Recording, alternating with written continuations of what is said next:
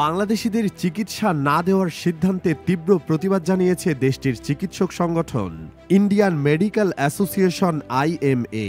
এমনকি ভারতের চিকিৎসা নিতে আসা বাংলাদেশি রোগীদের বয়কট না করার সিদ্ধান্তও নিয়েছেন তারা। তাদের মতে জাত ধর্ম বিচার করে রোগীদের চিকিৎসা দেওয়া কোনো ডাক্তারের কাজ নয়। বাংলাদেশিদের চিকিৎসা না দেওয়ায় ভারতের চিকিৎসা খাত আর্থিকভাবে ক্ষতিগ্রস্ত হচ্ছে বলেও তারা উল্লেখ করেন। গত 4 ডিসেম্বর বুধবার সংবাদ সম্মেলনে এসব তথ্য জানিয়েছেন পশ্চিমবঙ্গের IMA এর সদস্য চিকিৎসক N কঞ্জিলাল এবং কৌশিক চৌধুরী। সংবাদ সম্মেলনে তারা জানান, কোনোভাবেই ভারতে আসা বাংলাদেশি রোগীদের চিকিৎসা বন্ধ করা যাবে না। এছাড়া রোগীদের কোনোভাবেই হয়রানি করা যাবে না। বাংলাদেশি রোগীদের চিকিৎসা দিতেই হবে। তারা চিকিৎসকদের আরও মানবিক হওয়ার জন্য অনুরোধ করেন। এন কাঞ্জিলাল ও কৌশিক চৌধুরী বলেন, চলমান অস্থিরতায় যেমন বাংলাদেশি রোগীরা সমস্যায় পড়েছেন, তেমনি আর্থিক ক্ষতির সম্মুখীন হচ্ছে ভারতের মেডিকেল ট্যুরিজম। অচিরেই এই সমস্যা কেটে যাবে বলে মনে করছে IMA। তারা জানিয়েছে, বাংলাদেশি রোগীদের জন্য দ্রুত হেল্পলাইন চালু করা হবে, যে নম্বরে রোগীরা ফোন দিয়ে চিকিৎসা সংক্রান্ত সকল ধরনের সাহায্য পাবেন। রাজনীতির ঊর্ধ্বে উঠে বাংলাদেশ ও ভারতকে কূটনৈতিক সম্পর্ক মজবুত ও মধুর করতে এগিয়ে আসতে হবে বলেও তারা দাবি করেছেন। কৌশিক চৌধুরী বলেন, একজন রোগী হিন্দু, মুসলিম, বৌদ্ধ নাকি খ্রিস্টান কিংবা সে কোন দেশ থেকে এসেছে ডাক্তারের তা জানার কথা নয়। বিচ্ছিন্নতাকারী বাংলাদেশেও আছে, ভারতেও আছে। তাই কে কি করলো আর তার জন্য আমি সবার চিকিৎসা বন্ধ করে দিতে পারি না।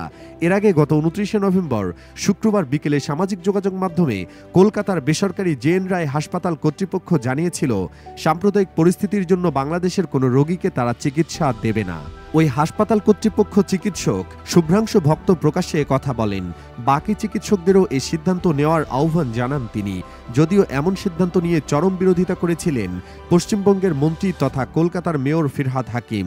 তার ভাষ্য, একজন চিকিৎসকের কাজ হলো রোগীকে সেবা দেওয়া এবং তাকে সুস্থ করে তোলা। চরম শত্রুর সঙ্গেও চিকিৎসকরা এই আচরণ করতে পারেন না। কেউই অসুস্থ হলে তাকে সুস্থ করব না। চিকিৎসক বা চিকিৎসা শাস্ত্রের ধর্মই তো রোগীকে সুস্থ করে তোলা।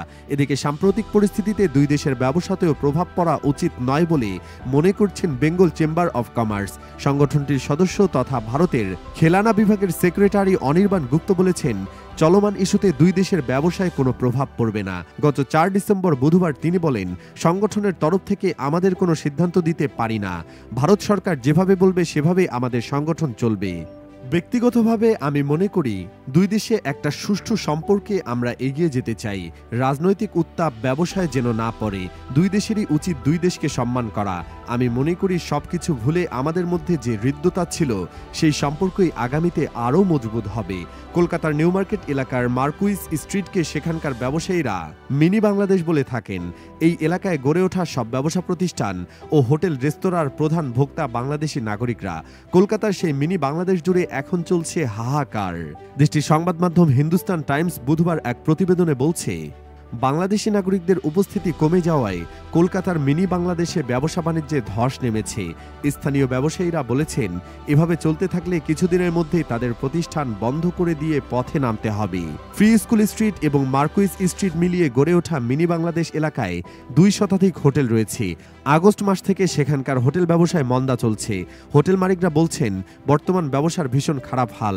গত সেপ্টেম্বর থেকেই সেখানে বাংলাদেশিদের আনাগোনা কমে গেছে। বর্তমানে তাদের হোটেলের রুমগুলো 30% ভরা থাকে না। এভাবে চলতে থাকলে অনেকের ব্যবসা উঠে যাওয়ার আশঙ্কাও আছে।